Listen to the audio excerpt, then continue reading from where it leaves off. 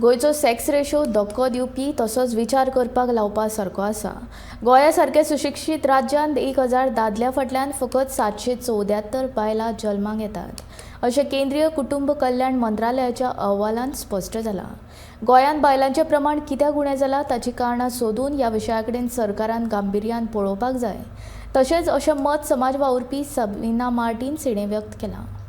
When the survey was done, it was found that there was a declining sex ratio of women, or at birth, as you would say, girls to boys.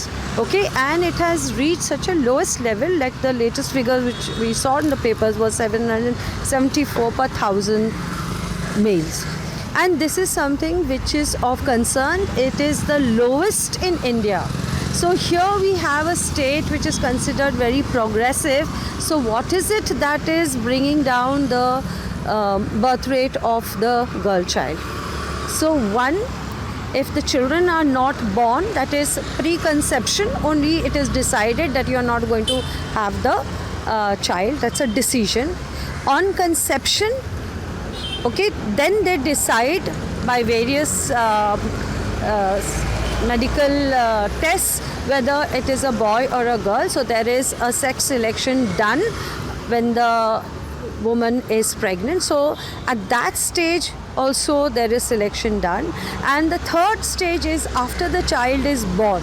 And you will see that the birth rate has, once the child is born, so birth rate, and at 7 years of age, if there is a discrepancy, that means the girl is born and what has happened to this girl. Okay, why has she disappeared? And we call it, girls are missing. So the government has to do a serious study and more to address the issue rather than push the blame onto this one and that one, because if we don't do a correct diagnosis, our solution will also not be proper. And what we found is this sex preference, the male preference is very, very strong in Goa.